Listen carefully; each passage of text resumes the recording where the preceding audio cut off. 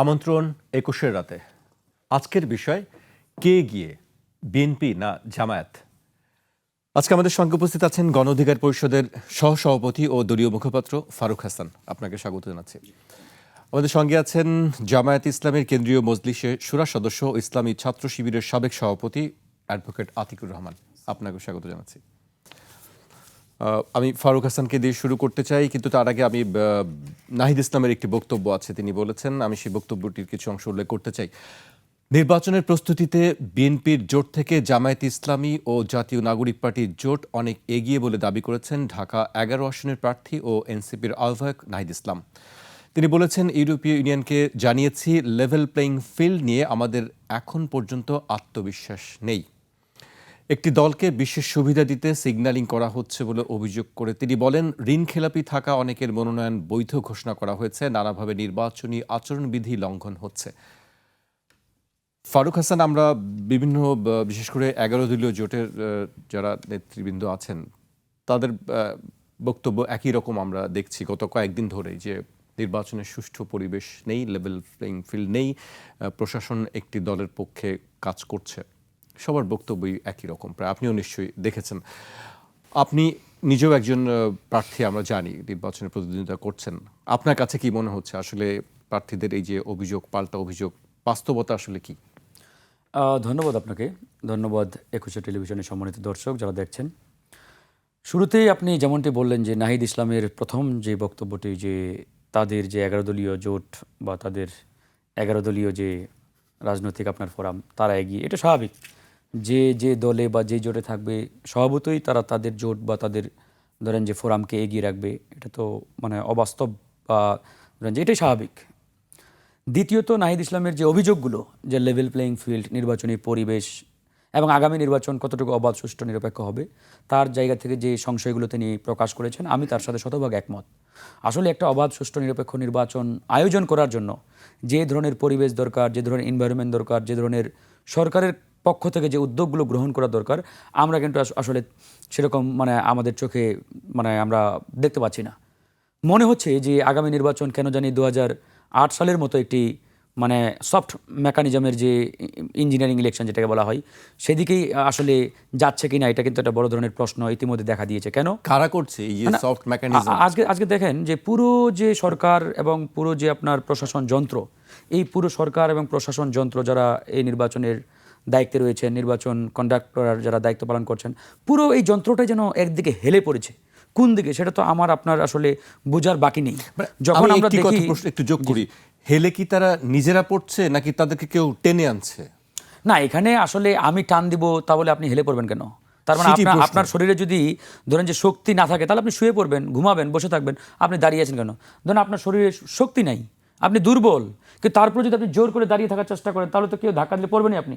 তো যিনি বা যারা আজকে প্রশাসনের দায়িত্বে, সেটা নির্বাচন কমিশন বলেন, সরকার বলেন, সুতরাং ওদের কাঁধে তো জনগণ দায়িত্ব দিয়েছে, আপনারা নির্বাচন আয়োজন করবেন কিভাবে?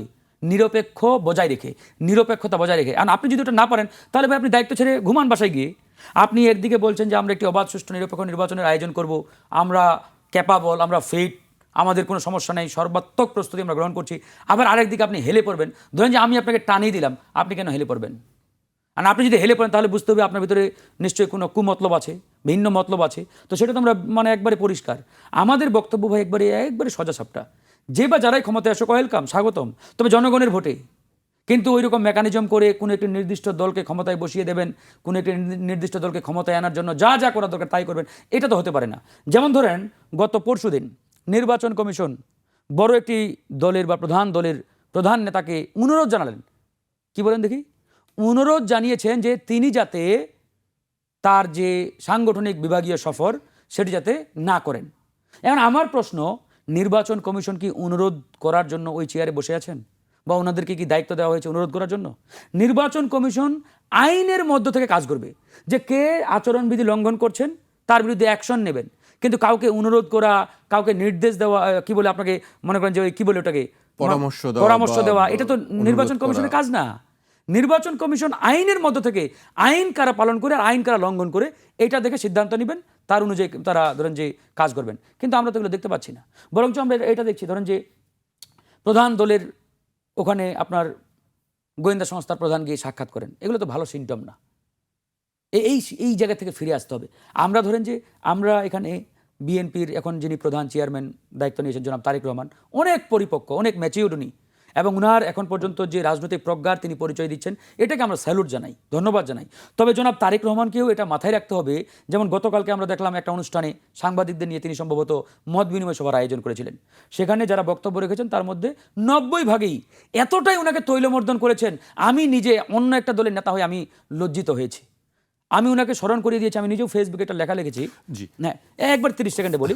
নিজেও ফেসবুকে লিখেছি যে একই কাজ বিগত সময়ে শেখ হাসিনার আমলেও হয়েছিল, এবং ওই সময় কেউ কেউ এতটাই মনে করেন যে অ্যাডভান্স হয়ে বলেছিলেন যে আমরা আপনার জীবদ্দশায় আপনার পাশে আছি এবং মরার পরেও আপনার সাথে আছি এবং থাকবো, এটাও কিন্তু বলেছিলেন শেখ হাসিনাকে। কিন্তু আমরা বাস্তবে তিনি যেদিন বাংলাদেশ থেকে পালিয়ে যাবেন, আমরা কিন্তু তাদেরকে দেখি নাই ওনার পাশে দাঁড়াতে। তো সুতরাং দেখছি আবারও তাদেরকে হ্যাঁ, ওই লোকগুলো এখনো আছে। তো জনাব তারেক রহমান তিনি একটা প্রধান দলের প্রধান নেতা, বড় দলের প্রধান নেতা, উনাকে এই সব বিষয়ে সতর্ক সজাগ থাকতে হবে। অনেকেই তেল মারার জন্য আসবে, মনে রাখতে হবে এই যে আজকে যারা ওনার পাশে ঘুরঘুর করছে, এরাই কিন্তু একসময় ওনাকে খাম্বা তারেক, একসময় বাংলাদেশে 1 নম্বর ভিলেন বানিয়েছিলেন। ওই একই ব্যক্তি, একই পত্রিকা, একই গণমাধ্যম আজকে ওনাকে বাংলাদেশের 1 নম্বর হিরো বানিয়ে দিচ্ছেন। সুতরাং ওনাকে সতর্ক সজাগ থাকতে হবে। কারণ কি এই বিষয়টি নিশ্চয়ই তারেক রহমান এই বিষয়গুলি হ্যাঁ, পছন্দ আমি আশাবাদী করছেন যে না। উনি অবগত এই বিষয়ে, প্রশ্রয় দিচ্ছেন না এখন পর্যন্ত।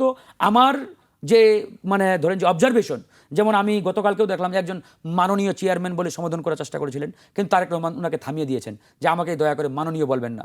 আবার দেখলাম যে কেউ কেউ ওনার পা ছুঁয়ে কদমমুচি করার চেষ্টা করছেন, কিন্তু উনি পা সরিয়ে নিচ্ছেন। তো এই যে সিমটমগুলো, এগুলো তো আমরা আশাবাদী, আমরা হতাশ হতে চাই না। তবে ওনাকে আরও সতর্ক সজাগ থাকতে হবে। এরা কিন্তু আসলে সমাজের জন্য ভাইরাস, মনে রাখতে হবে। সুতরাং এদেরকে যতটা দূরে রাখা যায়, কাছে নয়, কাছে রাখতে হবে যারা সমালোচনা করবে। যেমন মাহমুদুর রহমান সাহেব গতকালকে ওখানে বক্তব্য দিয়েছেন, আমরা স্যালুট জানিয়েছি। মাহমুদুর রহমানকে কার্যত পক্ষে বিএনপির ভাইরা অনেক গালিগালাজ করছেন, গালিগালাজ করবেন না। বিএনপির আসল বন্ধু তিনি, যিনি আপনাদের সমালোচনা করবেন, তাদেরকে কাছে টানেন। জি ফারুক, আপনার কাছে আমি আবারও আসবে বলছি, আমি অ্যাডভোকেট আতিকুর রহমানের কাছে আসতে চাই। আপনি নিশ্চয়ই শুনছিলেন বা জানেন যে বক্তব্যগুলো আসছে যে লেভেল প্লেইং ফিল্ড নিয়ে, নির্বাচনের পরিবেশ নিয়ে কথা হচ্ছে। আপনি নিজেও মাঠে কাজ করেছেন, যতদিন পর্যন্ত আপনি নিজের নির্বাচন করবেন এরকম একটি ছিল, সম্ভাবনা ছিল। সেই জায়গায় যদিও নাহিদ ইসলাম প্রার্থী হচ্ছেন, আপনি কি দেখছেন আসলে এটি কি শুধু কৌশল এক ধরনের, যে নির্বাচনের আগে আমরা তো বলেছিলাম, এরকম কোনো বিষয় কি না? জি, ধন্যবাদ আপনাকে, ধন্যবাদ আমাদের সহ আলোচক এবং দেশবাসী যারা শুনছেন, সবাইকে আমরা শুভেচ্ছা এবং সালাম জানাচ্ছি। দেখুন, এই বক্তব্যটি জামাত ইসলামী সহ আমরা আগে থেকেই বলে আসছি, দেশের নির্বাচনে লেভেল প্লেইং ফিল্ড নেই। বিশেষ করে গত ডিসেম্বরের 25 তারিখ থেকে দৃশ্যমান হয়েছে। আপনার তফসিল চলাকালীন সময়ে কিন্তু যেমন রাজনৈতিক দলগুলোরও দায়িত্ব আছে, সরকারেরও দায়িত্ব আছে। যাদের সরকার কিংবা নির্বাচন কমিশনের কোনো কার্যক্রমে মানুষ বুঝতে না পারে যে তারাই তাদের জায়গা থেকে লেভেল প্লেইং ফিল্ডটা নষ্ট করে ফেলছে। দেখুন, আমরা বিভিন্ন জায়গায় বলেছি, বাংলাদেশের সকল দলের প্রতি আমাদের শ্রদ্ধা আছে, সকল নেতার প্রতিও আমাদের শ্রদ্ধা আছে, কিন্তু যেই কাজটি সরকার করেছেন বিগত 25 তারিখে জনাব তারেক রহমান দেশে আসার পর থেকে, এতে দেশের মানুষের মধ্যে একটা ধারণা তৈরি হয়েছে তিনি হয়তো আমাদের আপকামিং প্রাইম মিনিস্টার। সরকারের যেই আচরণ, আইনশৃঙ্খলা বাহিনী, আমাদের সেনাবাহিনী এবং সামগ্রিক অবস্থাটা এমন তৈরি হয়েছে, এটা ভুল মেসেজ মানুষ পেয়েছে। আমরা দেখলাম তার পরপরই বিভিন্ন শ্রেণী পেশার মানুষ সেখানে যাচ্ছেন, এবং এটি আমরা মনে করি এই সময়ে বাংলাদেশের জন্য আমাদের কাম্য ছিল না। আমরা নানা জায়গা থেকে খবর পাচ্ছি, এটিতে আসলে কোনো দালিলিক প্রমাণ দেওয়া যাবে না, এটি অ্যাটিটিউডে বোঝা যায়।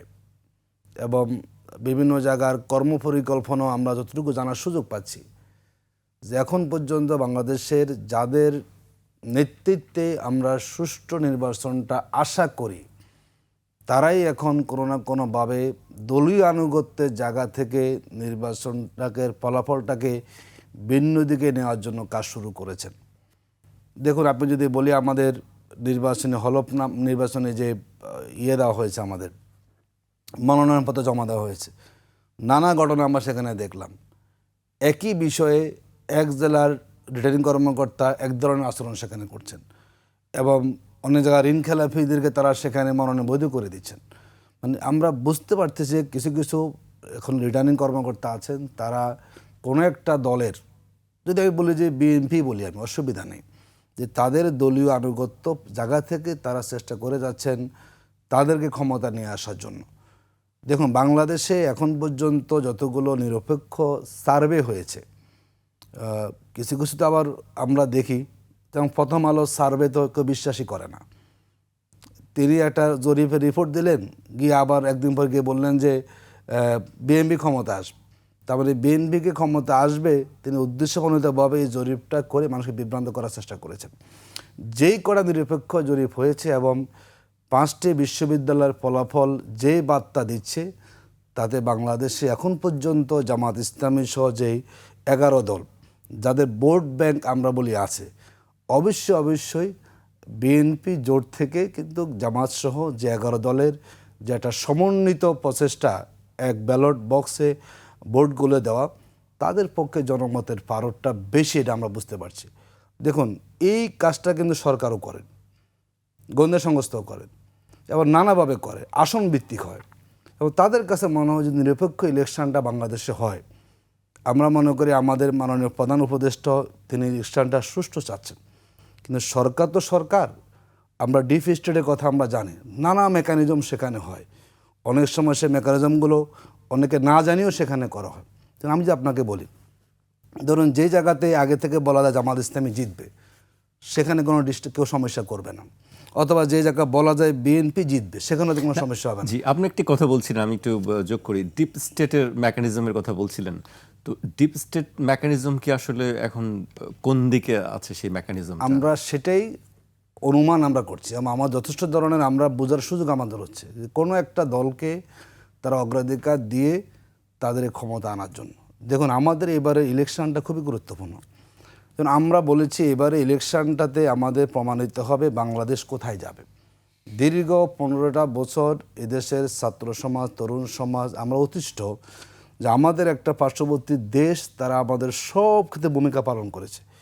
এবারের লড়াইটা কিন্তু হচ্ছে আধিপত্যবাদের বিরুদ্ধে আমাদের লড়াই। এবং ইতিমধ্যে প্রমাণিত হয়েছে যে জামাত সহ 11 দল তারা এক্ষেত্রে ঐক্যবদ্ধ, যে বাংলাদেশে আগামী দিনে আধিপত্যবাদী সে যে দেশই হোক, আধিপত্যবাদী গোষ্ঠী যাতে করে বাংলাদেশের রাজনীতি খেলতে না পারে, আমরা সজাগ আছি। ইতিমধ্যে আপনি জানেন রাষ্ট্র সংস্কার নিয়ে আমাদের আলোচনা হয়েছে। এই জোটে দৃশ্যমান বক্তব্য যে আমরা হ্যাঁ ভোটের পক্ষে, এবং আমরা যদি সুযোগ পাই 11 দল, তাহলে অবশ্যই আমরা জনগণের দাবি প্রয়োজন হবে না, আমরা দায়িত্ব নিয়ে রাষ্ট্রকে সুন্দর করার জন্য যে আইডিয়াগুলো এসেছে জুলাই সনদে, সেগুলোকে বাস্তবায়ন করব। যদি জুলাই সনদ হয়ে যায়, রাজনীতি আমাদের সুন্দর হবে, আধিপত্যবাদী গোষ্ঠী এখানে কাজ শুরু না হয়, দেশ সুন্দর হবে। একটা পক্ষ চাচ্ছেন না যে দেশটা সে জায়গা থেকে বেরিয়ে আসুক, তো নানাভাবেই তারা প্ল্যান করছে। আমি জানি না কতটুকু অগ্রগতি হবে, কিন্তু আমরা মনে করি যারাই কাজটি করার চিন্তা করবেন এবং যাদের পক্ষে কাজটা হবে, ওই দলের জন্য কখনো তা কল্যাণ হবে না। বাংলাদেশে যদি কোনো পক্ষ মনে করেন ইলেকশনকে ম্যানিপুলেট করে ক্ষমতা নিয়ে আসবেন, ওই দল আত্মঘাতী কাজ হবে। কারণ বাংলাদেশের এখন যে তরুণ প্রজন্ম, যে জেনজির কথা আমরা বলি, যদি বিন্দুমাত্র কোথাও আপনার অন্যায় হয় কিংবা সেখানে অনিয়ম হয়, এই অনিয়মকে কিন্তু কেউ কনসিডার করবে না। সুতরাং দেশের স্বার্থে এবং আমরা বলবো প্রত্যেক রাজনৈতিক ময়দানকে আমরা এখন ক্রিয়াশীল দেখতে চাই, যাতে কোনো একটা মানে পরিকল্পিত ভোট, যাতে কোনো একটা পাতানো ভোট দিয়ে যদি কোনো দলকে তা আমাকে দেখতে চাচ্ছি না। আমরা চাই প্রত্যেকটা দল ফেয়ার ইলেকশন হোক এবং যেই জনগণ যাকে মনে করে তার ইলেক্টেড হয়ে আসুক। কারণ এটা না হলে আগামী বাংলাদেশ কখনো ভালো জায়গায় থাকবে না, ওই দলের জন্য ক্ষতি হবে এবং আলটিমেটলি দেশটা আমাদের ক্ষতির মধ্যে পড়ে যাবে। আমরা চাই না কেউ, আমরা ডিপ স্টেট বিশ্বাস করতে চাই না, এবং এটাকে আমরা বলতে চাই না যে আমাদের কোনো সরকারি বাহিনী, সেটা যে সংস্থায় হোক, তারা কোনো একটা দলকে ক্ষমতা আনার জন্য কাজ করবেন। যদি করে থাকেন, এটা কারোর জন্য আসলে সুখকর হবে না, সবাইকে এর ফল ভোগ করতে হবে। জি, আপনার কাছে আমি আবারও আসবো। আমি এই পর্যায়ে ফারুক হাসানের কাছে আসতে চাই। আপনিও নির্বাচনের ইলেকশন ইঞ্জিনিয়ারিং মেকানিজম এইসব কথা তো হচ্ছে নিয়মিতই। আরেকটি বিষয়ে আইন শৃঙ্খলা পরিস্থিতি, এসবের বাইরে একটি আলাদা একটি ইস্যু। সম্প্রতি আমরা দেখছি যে বিভিন্ন জায়গায় একের পর এক হত্যা ঘটনা ঘটছে। এই বিষয়টি আপনি আসলে কিভাবে দেখছেন? আইন শৃঙ্খলা পরিস্থিতি কি ঠিক আছে? আসলে দেখেন, এই যে আমরা সফট ইঞ্জিনিয়ারিং মেকানিজম ইলেকশনের যে কথাটা বলছি, যে 2008 সালের যে ইলেকশন, এই ইলেকশনটা কার্যত পক্ষে সবাই কিন্তু আমরা ফ্রি অ্যান্ড ফেয়ার ইলেকশন হিসেবে ধরে নিয়েছি। কেন? যে এটা কেয়ারটেকার সরকারের আন্ডারে হয়েছিল, রাইট? মানে মেকানিজম ইলেকশন যেগুলো বা মেকানিজম ভোট যেগুলো বিগত সময় হয়েছে, এটা আপনি খালি চোখে মনে হবে যে আপনার কাছে একটা অবাধ, সুষ্ঠু, ফ্রি অ্যান্ড ফেয়ার নির্বাচন হয়েছে, মানুষ খুব ভালোভাবে ভোট কেন্দ্রে গিয়ে ভোট দিয়েছে। কিন্তু ভিতরের যে মেকানিজম, ধরেন যে কিছুদিন আগে ইভিএম সিস্টেমে যে ভোটগুলো হলো আওয়ামী লীগের আমলে, ইভিএমে আমরা অনেক কেন্দ্রে দেখলাম কি, আপনি যে বাটনেই ক্লিক করেন না কেন, ভোটটা কিন্তু একটা জায়গায় গিয়ে পড়তেছে। মানে আপনি এখানে লাল বাটনে চাপবেন না, নীল বাটনে চাপবেন না, আপনার ইচ্ছা, কিন্তু ভোটটা পড়বে একটা নির্দিষ্ট মার্কায়। তো এই ইঞ্জিনিয়ারিং ইলেকশনটাও এবার সেদিকেই হাঁটছে বলে এখন পর্যন্ত আমার কাছে প্রতীয়মান হচ্ছে। কিভাবে হয় এই মেকানিজমটা? কিভাবে? এবার এই যে- তো এই যে- যে- বাটন টাটন নাই। এখন তো বাটন নাই, ধরেন যে সবই থাকবে, লাইন থাকবে, ভোটাররা যাবে ভোট কেন্দ্রে ভোট দেবে, সবই একবারে ফিটফাট বাইরে। কিন্তু ভিতরে যে মেকানিজমটা হবে, ধরেন যে ভোট কেন্দ্রে ভোট পড়লো, সুন্দর করে আপনি ভোট, যারা ওখানে পোলিং এজেন্ট বা ইত্যাদি যারা থাকবে, যারা ভোট সংগ্রহ করবে, ভোট সংগ্রহ করে বাক্সে ঢুকালো, এই যে সংগ্রহ করার পরে যে এই যে একটা জায়গায় গিয়ে জমা দেবে না, ওই জমা দেবে, যে ওই জমা দেওয়ার পর থেকেই মনে করেন যে খেলা শুরু হয়ে যায়। যে জমা দেবে, যার কাছে জমা দেবে তিনি কে? ওখানে কিন্তু পুলিশ, সেনাবাহিনী, কোনো পাহারাদার নাই, উনি কিন্তু একা। তারপর ওনার দায়িত্ব হচ্ছে ওখান থেকে রিটার্নিং অফিসারের কার্যালয়ে নিয়ে যাওয়া। এই যে ওই জায়গাটা থেকে রিটার্নিং অফিসারের কার্যালয় পর্যন্ত পৌঁছানো, এই মাঝখানে এটাই হচ্ছে মাঠ খেলার, এখানে খেলাটা হয়ে যায় এতটুকু জায়গার মধ্যে খেলা এতটুকু জায়গার মধ্যে।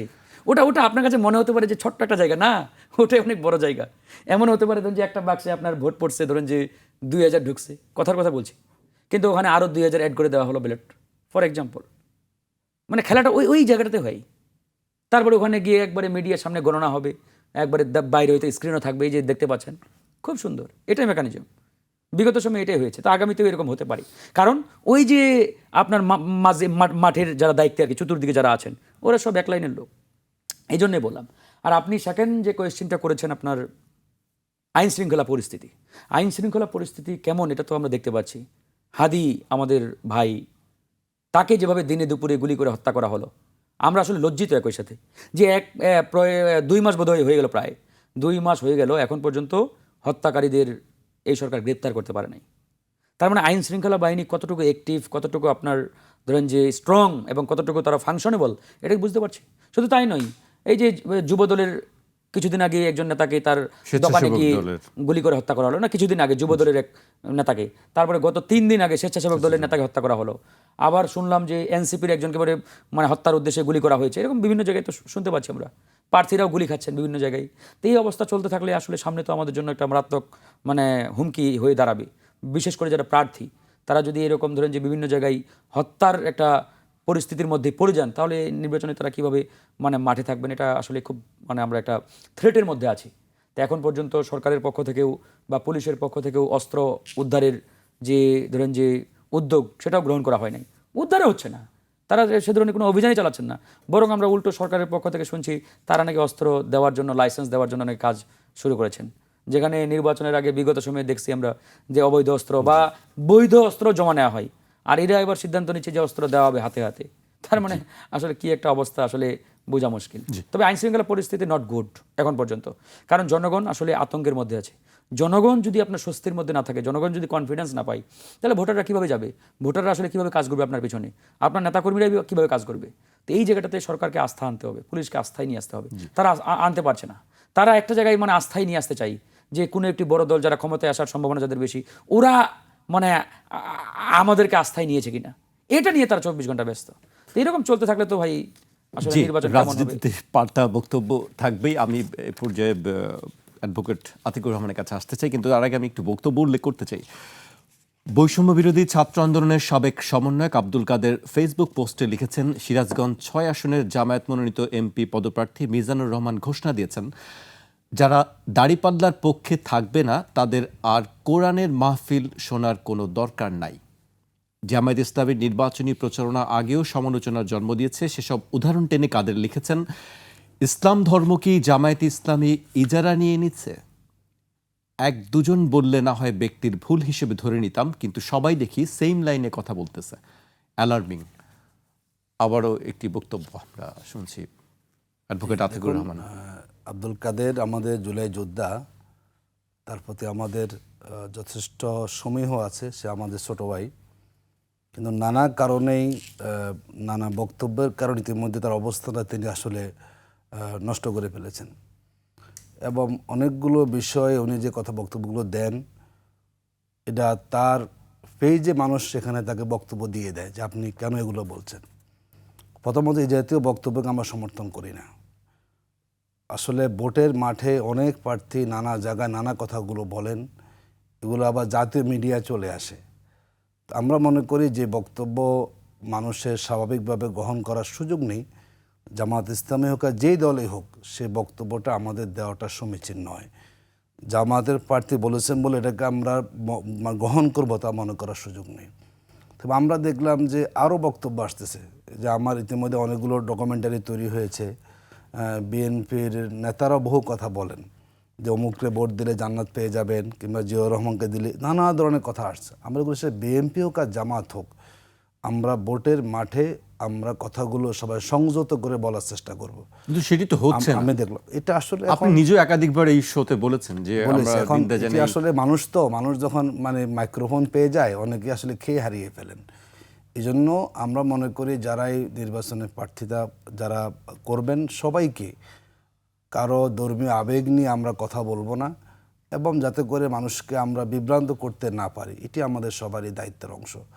দেখুন আরও নানাভাবে এখন আপনি বললেন জামাত ইসলামের নেতারা এগুলো বলেন, আমরা দেখলাম যে বিএনপি দল তারা ফ্যামিলি কার্ড কৃষক কার্ড নিয়ে মাঠে যাচ্ছেন, এবং যেভাবে হকাররা ফেরিওয়ালা বিক্রি করে না, এই আপনার লাগবে এরকম বলতেছেন যে ফেরি করে এই কৃষক কার্ড নেবেন, এই সুবিধা আপনি পাবেন, ফ্যামিলি কার্ড এতটা পাবেন। এই যে এটি আসলে হচ্ছে কোথায় দেখেছেন আপনি? এই যে আমার এখানে আছে, আমি দেখলাম আজকে লক্ষ্মীপুর 1 আসনের যিনি তার দল পরিবর্তন করে বিএনপির প্রতীকে ইলেকশন করছেন শাহাদ হোসেন সেলিম সাহেব, আমার এখানে আছে, দেখানোটা ঠিক হবে না। উনি নিজেই ফেরি করতেছেন, লাগবে ফ্যামিলি কার্ড, এখানে এই সুবিধা আপনি পাবেন। এগুলো আসলে কোনোটাই মনে করি নির্বাচনের জন্য এই যে সস্তা, আপনি কেন এই কার্ডটা আপনি এখন দিবেন? এই ফ্যামিলি কার্ডের টাকা কে দিবে? এবং কেউ বলে এই কার্ডের মধ্যে 2,500 টাকা বাজার পাবেন, কেউ বলে 5,000 টাকার পাবেন। না, একজন নেতা এই কার্ডকে নানা দামে বিক্রি করে ফেলছে। এই বিষয়গুলো নিয়ে কি আসলে নির্বাচন কমিশনে অভিযোগ জানানো হয়েছে? জামাল ইসলামী বলেছে, কিন্তু বলার পর এখনো পর্যন্ত এই কার্ড নিয়ে প্রতিদিনই কিন্তু মিডিয়া আসতেছে, এবং জামাত প্রায় 10 দিন আগে বলেছে এই একটা দল ফ্যামিলি কার্ড কৃষক কার্ড দিচ্ছেন বা পদক্ষেপ গ্রহণ করুন। আমরা দেখলাম যে তারা নির্বাচন এটাকে তারা এক মোক্ষম হাতিয়ার নিয়েছেন। বিশেষ করে মহিলাদেরকে বলে যে আপনারা ঘরে বসে উপার্জন করবেন, মানে কেউ গতে বের হইতে হবে না, আপনারা এই টাকা এই পরিমাণ জিনিস আপনারা পাবেন। এই যে আশ্রমবিধিরা লঙ্ঘন হচ্ছে ফ্যামিলি কার্ডের নামে কৃষক কার্ডের নামে, এই টাকা কে দিবে বলেন তো? এই টাকাটা কি বিএমপি তার পকেট থেকে দিবে না কোথায় থেকে দিবে? তার কোনো আলোচনা নেই। কার্ড দিচ্ছেন, এই কার্ড নেন, সিম্বলিক কার্ড দেওয়া হলো, এই সুবিধা আপনি পাবেন।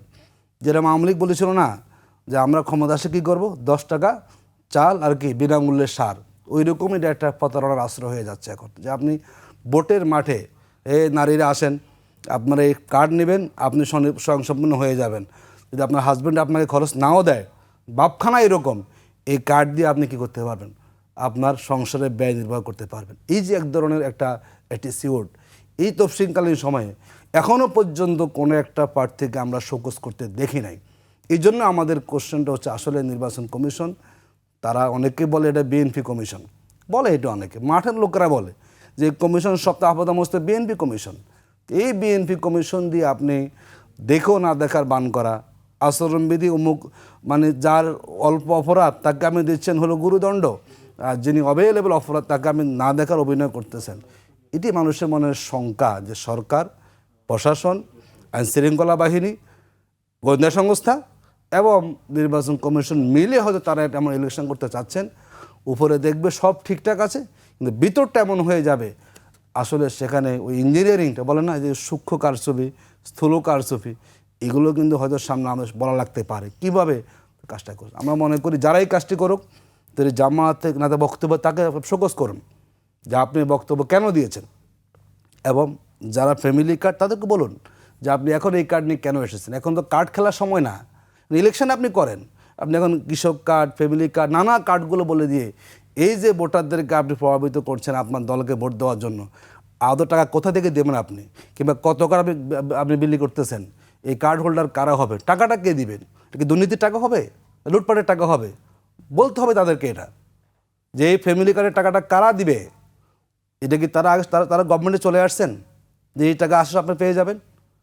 বলতে হবে এই টাকা উৎস কোথায় থেকে, বিএনপি দলীয় ফান্ড আতিক ভাই, না দুর্নীতি টাকা হবে সেখানে। আপনাদের অভিযোগ গুরুতর অভিযোগ, খুব গুরুত্বপূর্ণ অভিযোগ আছে, কিন্তু এত অভিযোগের পরেও আপনারা কেন আসলে যখন জানতে পারছেন বা ধারণা করছেন যে এরকম একটি ঘটনা ঘটতে যাচ্ছে, তাহলে আপনারা কেন সেই নির্বাচনে অংশ নিচ্ছেন?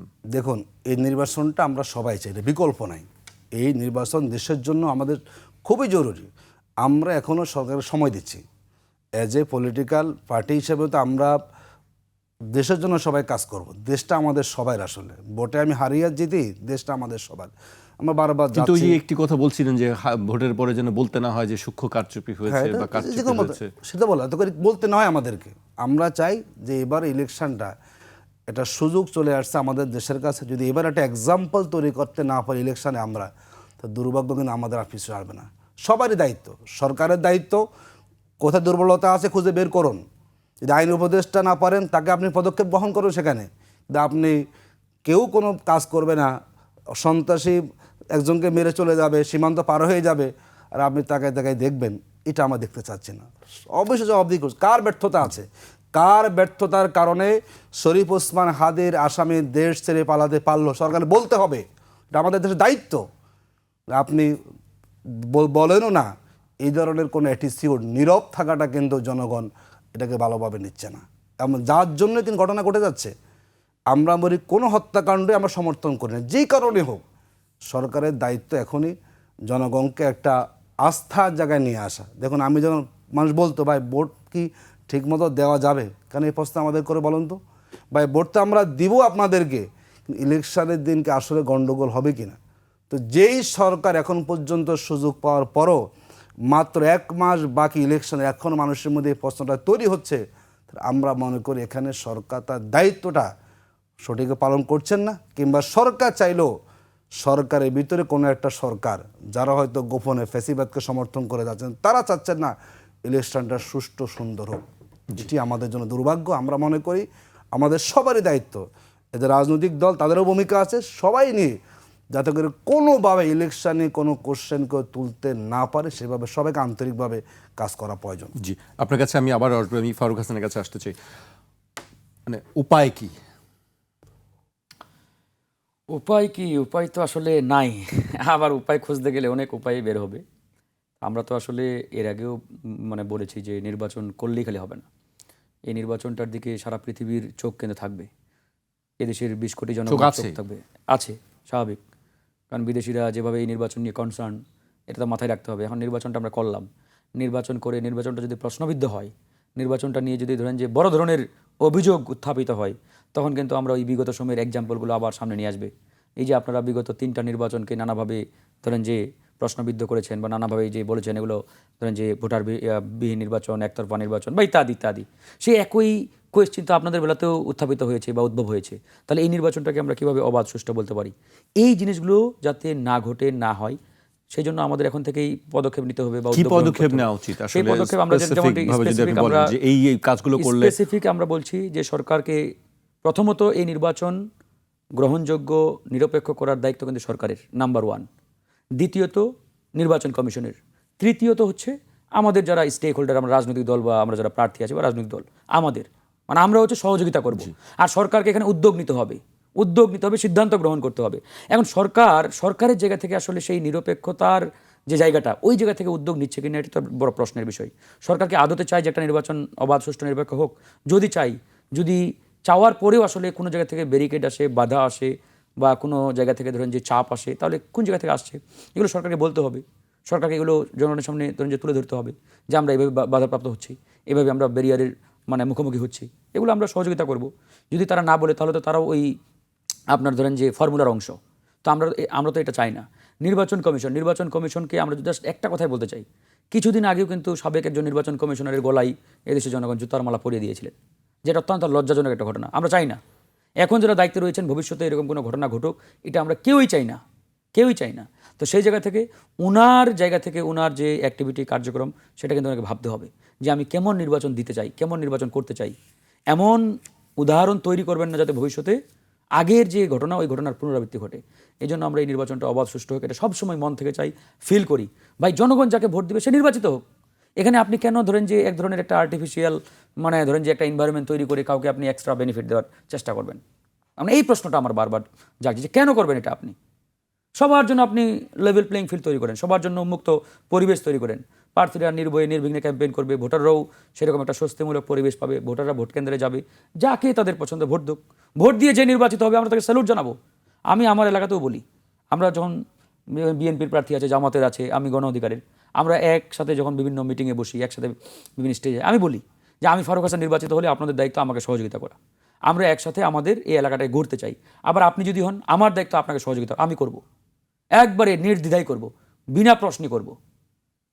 তো সেই জায়গা থেকে সারা বাংলাদেশে একই একটা চিত্র তৈরি করতে হবে। তো এইটা কিন্তু সরকারের পক্ষ থেকে এখনো করা হচ্ছে না।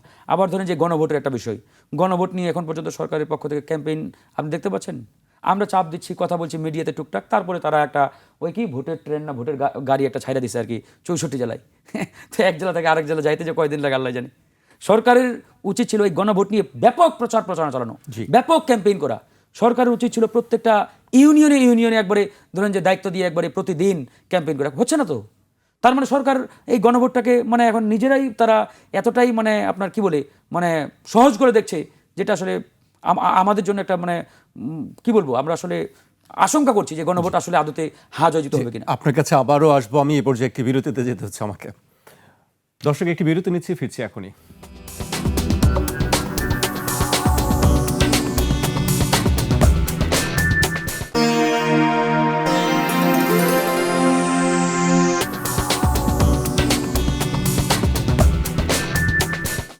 আপনারা দেখছেন ২১ রাত।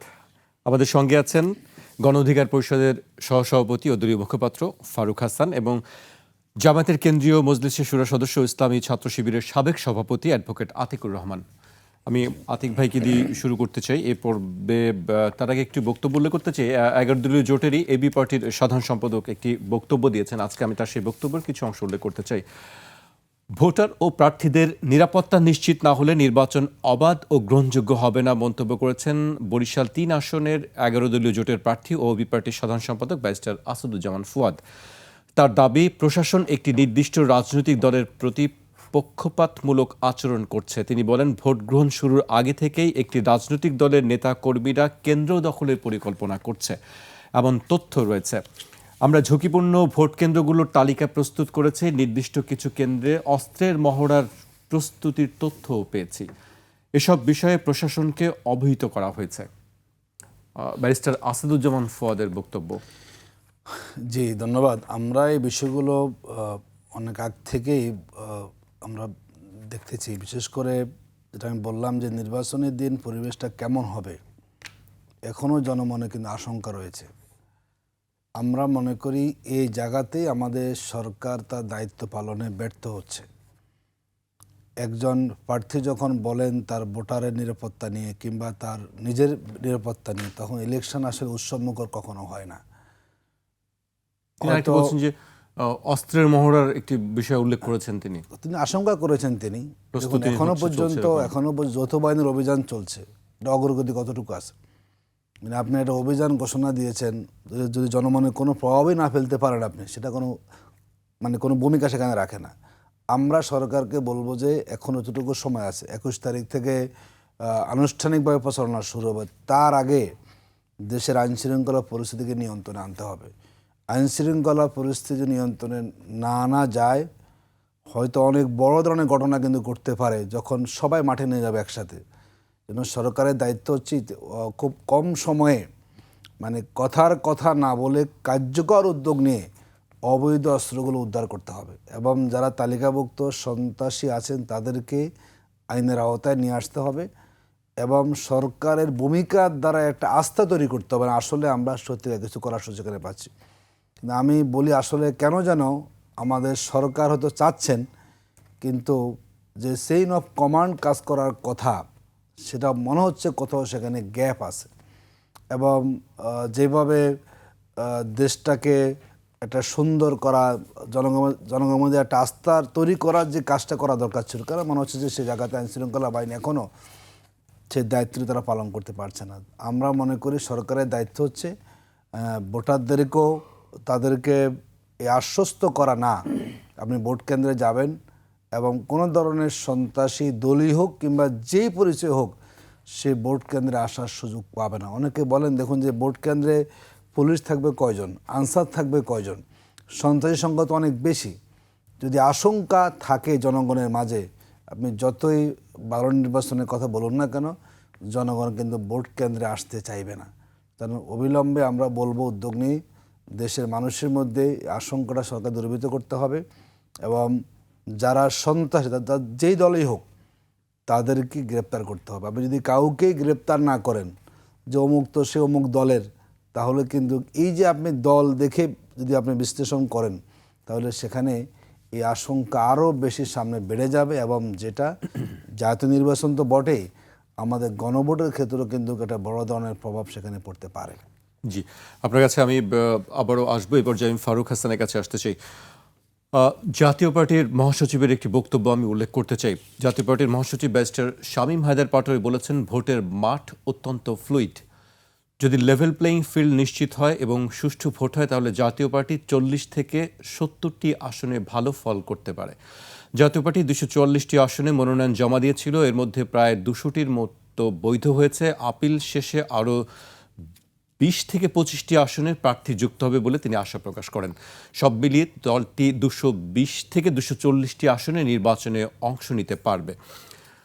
আরেকটি খবর আছে, নির্বাচনে জাতীয় পার্টি জিএম কাদের এবং জাতীয় পার্টির একাংশ আনিসুল ইসলাম মাহমুদ ও জেপির আনোয়ার হোসেন মঞ্জুর নেতৃত্বাধীন জাতীয় গণতান্ত্রিক ফ্রন্ট এনডিএফ প্রার্থিতা কেন অবৈধ ঘোষণা করা হবে না জানতে চেয়ে রুল জারি করেছে হাইকোর্ট।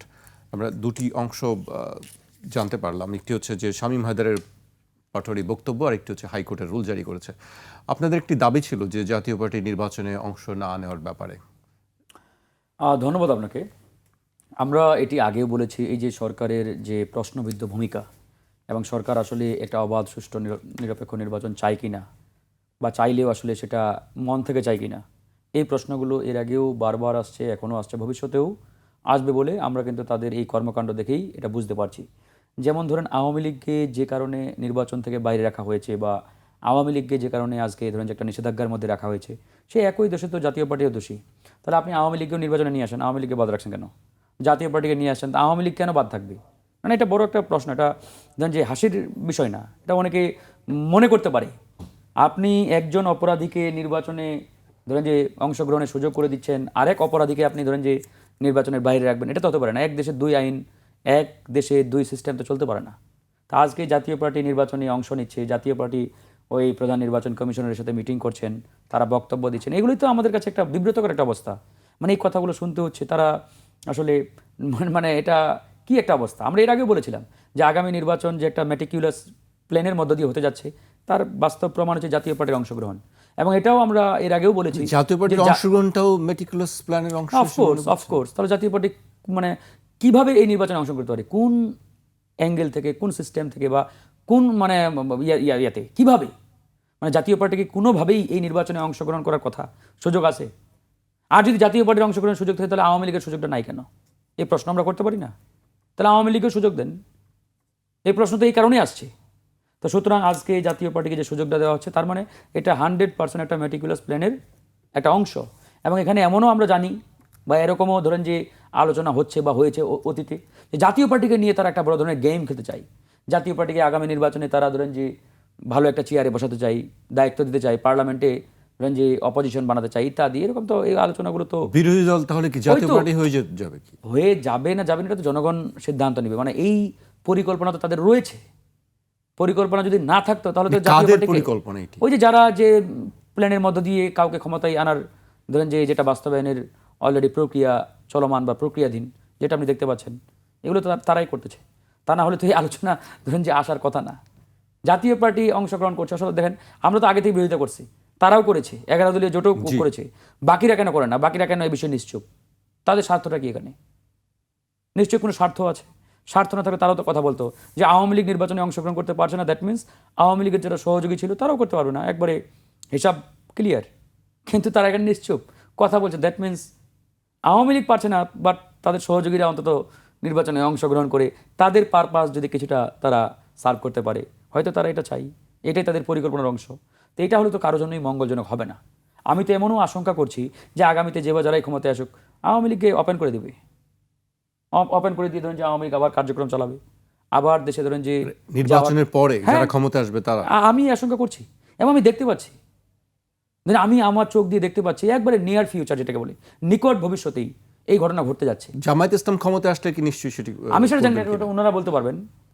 হ্যাঁ, তবে আমি কেন জানি দেখতে পাচ্ছি একবারে near future Awami League open হয়ে যাবে, আবার দেশে ধরেন যে যা হওয়ার তাই হবে, আবার একটা গণ অভ্যুত্থান হবে, বিপ্লব হবে, একবারে খুব কাছাকাছি সময়, বেশি দূরে যাবে না, খুব অল্প সময়ের মধ্যে গণ অভ্যুত্থান হবে, আবারও মরতে হবে, রক্ত ঝরাতে হবে, আবারও আমাদের আগের মতো করে ধরুন যে লড়াই সংগ্রাম করতে হবে। এবং এটা খুব, এখন আমি তো আসলে মনে করি যে এদেশের তরুণদের ওই গণ অভ্যুত্থান বা ওই বিপ্লবের জন্য প্রস্তুতি নিতে হবে, নেওয়া দরকার, অন্য ডানে বামে না তাকিয়ে। কারণ যে সুযোগ আমাদের হাতে আসছিল সেটা তো আমরা ব্যর্থ হয়েছি।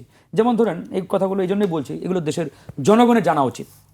গণতন্ত্রের মেইন থিমটা কি? ডেমোক্রেসি মানে হচ্ছে নানান পথ নানান মত থাকবে, বহু মত থাকবে, এটার নামে কিন্তু ডেমোক্রেসি।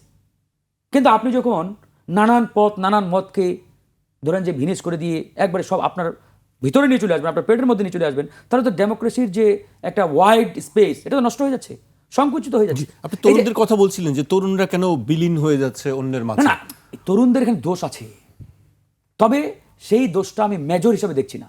যেমন তরুণরা তো রাজনীতিতে অপরিপক্ক, তরুণ মানে কি, ও সবেমাত্র নবীন আসছে রাজনীতির মাঠে, এখন পুরো দায় যদি ওর মাথায় আমি চাপিয়ে দিলে তো ইনজাস্টিস হয়ে যাবে। যেমন আজকে ধরেন বড় দল হিসেবে এখন বিএনপি 1 নম্বরে আছে, তারপরে হয়তো বা জামাত বা অন্যান্য দলগুলো বড় দল হিসেবে। তো বিএনপির উচিত কি, বিএনপি যদি আপকামিং পাওয়ার পার্টি হিসেবে নিজেদের তারা মনে করে যে আমরা ক্ষমতায় আসবো বা সম্ভাব্য আমরা এই ক্ষমতায় আসার সবচাইতে বড় শক্তি যদি বিএনপির মনে করে থাকে, তো বিএনপির উচিত ছিল বিএনপির স্বার্থে, গণতন্ত্রের স্বার্থে, ডেমোক্রেসির স্বার্থে বাংলাদেশের নানান পথ নানান মতকে জারি রাখা। এখন বিএনপি কি করছে দেখেন, যে অন্যান্য ছোট দল যারা বা ধরেন যে ছোট দলের বড় নেতা, এদেরকে ধরেন যে তারা তাদের দলীয় মার্কায় নিয়ে আসতেছে। গণ অধিকার পরিষদের তো আমরা দেখেছি আমাদের যে সাবেক সাধারণ সম্পাদক চলে গেছে, আমাদের দল যায় নাই, মানে আমাদের এক নেতা চলে নেতা চলে, এটি বড় পোস্ট। বাট আমাদের দলের আমরা যারা নির্বাচন করছি 104 জন প্রার্থী আমরা এই নির্বাচনে অংশগ্রহণ করছি, আমরা কিন্তু সবাই আমাদের সভাপতি সহ দলীয় মার্কাই অর্থাৎ ট্রাক মার্কা নিয়ে আমরা নির্বাচন করছি। তো এই যে দেখেন, মানে আপনাদের সাধারণ সম্পাদক কি আবার কখনো ফিরে আসতে পারেন? সে চাইতে পারে বা নাও চাইতে পারে, সেটা তো তার বিষয়। দল তাকে নেবে কিনা সেটা দলের সিদ্ধান্ত, দল তাকে গ্রহণ করবে কিনা দলের, ধরেন যেটা তো আমি বলতে পারি না, এটা দলের সিদ্ধান্ত। সে আসতে চাইলেও দল তাকে অ্যাকসেপ্ট করবে কিনা বা গ্রহণ করবে না, যাই হোক সেটা ভবিষ্যৎ বলে দেবে। তো আমি যেটা বলতে চাচ্ছি, যেখানে বিএনপি বড় দল হিসেবে বিএনপির উচিত ছিল যে এই ছোট দলগুলোকে তাদের পেটের মধ্যে না ঢুকিয়ে বরঞ্চ তাদের জায়গায় রেখে দিয়ে তাদেরকে ইম্পাওয়ার্ড করা, শক্তিশালী করা। ধরেন যে তুমি তোমার মার্কা নিয়ে নির্বাচনটা করো, আমরা তোমাকে সাপোর্ট দিব, সহযোগিতা করবো, তুমি যাতে জিতে আসতে পারো। ও যদি ওর মার্কা নিয়ে জিতে আসতে পারে তাহলে ওখানে কিন্তু একটা ভোকাল থাকলো, একটা জায়গা থাকলো। ভবিষ্যতে আপনার একটা ধরেন যে কোনো গঠনতান্ত্রিক যে সমালোচনা, কনস্ট্রাকটিভ যে মানে ক্রিটিসিজম, এটা কিন্তু জারি থাকবে। আর গঠনতান্ত্রিক সমালোচনা যদি আপনি সহ্য করতে না পারেন, সেই স্পেস যদি আপনি না রাখতে পারেন, তাহলে ডেমোক্রেসি কিন্তু সামনে আবারও মুখ থুবড়ে পড়বে কিংবা বাধাগ্রস্ত হবে। আমরা যে গণতন্ত্র বিনির্মাণের স্বপ্ন দেখছি এটা তো হবে না ভাই। যে আমরা শেখ মুজিবুর রহমান বা আওয়ামী লীগের শাসনামলকে কেন বারবার ক্রিটিসাইজ করছি, গালি দিচ্ছি, যে 74 সালে শেখ মুজিবুর রহমান সব দলমল ভিনিশ কইরা বাকশাল কায়েম করলো, গণমাধ্যম সব ভিনিশ করে একদলীয় একটা মত প্রকাশ, মানে তাদের ওই যে 4টা পত্রিকা, কেন আমরা বলছি? তো একই প্রবণতা যদি এখনো থাকে, এই জিনিসটা কিন্তু আমাদের দেশের জন্য, জনগণের জন্য অ্যালার্মিং, এটা ভালো লক্ষণ নয়। এই যে আজকে যে বা যারা ধরেন যে নিজের সাইনবোর্ড বিলিয়ে দিয়ে ওই যে ধরেন যে বড় দলের মার্কায় যাচ্ছেন, এটা কোনোভাবে উচিত হচ্ছে না। আর বড় দলের উচিত, এখন ধরেন ছোট দলগুলোকে আপনি টানছেন, ওরা কেন চলে আসছে, এই অভিযোগটা করছে যে আমি আপনাকে চাইলাম আপনি কেন চলে আসবেন। আরে ভাই, সে তো আসবেই, সে তো দুর্বল, যে ক্ষুধার্ত, তাকে যদি আপনি খেতে দেন সে খাবেই। এখন ভালো না মন্দ ওটা তো ওই সময় বিচার বিশ্লেষণ করার সুযোগ থাকে না। বরঞ্চ বড় দল হিসেবে বড় দলের এই চিন্তাটা থাকা উচিত যে আমি যেহেতু ক্ষমতায় আসবো, আমাকে যেহেতু দেশ চালাতে হবে 5 বছর, আমি যাতে ভালোভাবে দেশটা চালাতে পারি, আমার সমালোচনা যাতে থাকে জারি মাঠে, এই জন্য আমার এই নানান মত নানান পদগুলোকে আমার রাখতে হবে। কিন্তু এই কাজগুলো করা হচ্ছে না। এই কাজগুলো না করার কারণে আমি কিন্তু আসলে একটা অ্যালার্মিং ধরেন যে পরিস্থিতির আমি দেখতে পাচ্ছি, এটা কারোর জন্য আসলে মঙ্গলজনক হবে না। আমরা ফারুক হাসানের বক্তব্য শুনছিলাম, তিনি অ্যালার্মিং বেশ কিছু কথা বলেছেন। আরেকটি বলছিলেন, যেটা আমি আপনাকে জিজ্ঞেস করছিলাম, যে আসলে তিনি বলছেন যারা নির্বাচিত হবে তারা আওয়ামী লীগের রাজনীতিকে উন্মুক্ত করে দিবে। আসলে সেরকমটা কি আপনি দেখতে পাচ্ছেন? এখন আওয়ামী লীগের ব্যাপারে জামাত সহ 8 দলের অবস্থান খুব পরিষ্কার। 11 দল এখন। এখন 11 দল। আগে তো 8 দল তো আগে আগে ছিল, ছিল। এখন 11 দল। এবং একই অবস্থান জাতীয় পার্টির ক্ষেত্রে আমরা বলেছি, আমরা নিষেধের দাবি আমরা করেছিলাম। শেষ পর্যন্ত যদি বলি বিএনপি তার সাথে একমত ছিল না, তারপরে এসে একমত হয়েছেন, পরিস্থিতি বুঝেন আমরা এটা চেয়েছিলাম হয়েছে। জাতীয় পার্টি নিয়ে কিন্তু এখন পর্যন্ত বিএনপি কোনো কথা বলেনি অফিসিয়ালি। আমরা দেখছি মিডিয়াতে যে জিএম কাদের সব আগ্রহ ব্যক্ত করছেন জোট করার জন্য বিএনপির সাথে। তার মানে আগামী নির্বাচন যদি যদি ব্যতিক্রম কিছু ঘটে, ধরুন যদি বিএনপি ক্ষমতায় এসে যায়, এটি আশঙ্কা উড়িয়ে দেওয়া যায় না, তারাই কিন্তু আওয়ামী লীগকে ওয়েলকাম জানাবেন। কারণ এখন পর্যন্ত আওয়ামী লীগ যাদের পৃষ্ঠপোষকতায় পাড়া মহল্লায় চলছে আছে, সবই কিন্তু বিএনপির অধীনে আছে।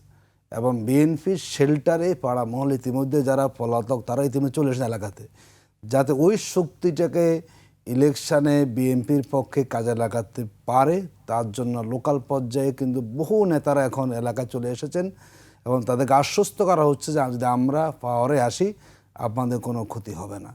এবং জাতীয় পার্টির ক্ষেত্রে রয়েছে, যদি ধরে নেন আমরা এটি বলতে পারি যদি জামাত জোট যদি ক্ষমতা আসে, জামাত জোটের পক্ষে কোনো অবস্থাতে জাতীয় পার্টি তো নয় এবং আওয়ামী লীগকে কোনো ধরনের যে স্পেস তারা আশা করেন গণতান্ত্রিকভাবে তা দেওয়ার কোনো সুযোগ নাই। কিন্তু অন্যদের ক্ষেত্রে সে আশঙ্কা কিন্তু রয়ে যায়, কারণ তারা ইতিমধ্যে সবাই কিন্তু মিলেমিশে সেখানে আছেন, মিলেমিশে আছেন এবং তাদের ব্যাপারে কোনো পলিটিক্যাল একদম সরাসরি কোনো অবস্থান আমরাও দেখি না, জনগণও সেখানে দেখে না। তো আমরা মনে করি বাংলাদেশের যে রাজনৈতিক সংস্কৃতি আছে, যারা ফ্যাসিবাদী আচরণ করেছেন, যারা দীর্ঘ 15 বছর বাংলাদেশকে সব দিক থেকে যারা ক্ষতিগ্রস্ত করেছেন, তাদের ব্যাপারে রাজনৈতিক দলগুলোকে তারা বুদ্ধিমত্তা পরিচয় দেবেন এবং জনগণের সেন্টিমেন্টকে ধারণ করে তারা সেখানে পদক্ষেপ নেবেন, এতটুকু আমরা বলি।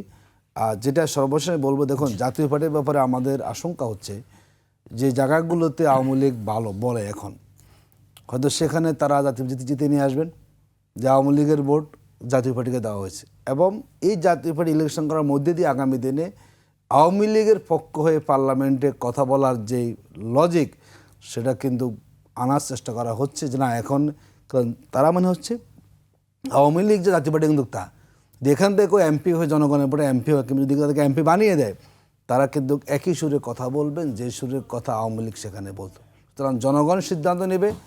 আমরা মনে করি এখন জাতীয় পার্টি একটা অপ্রাসঙ্গিক দল, জনগণ এদেরকে ইতিমধ্যেই মন থেকে দূরে ঠেলে দিয়েছে।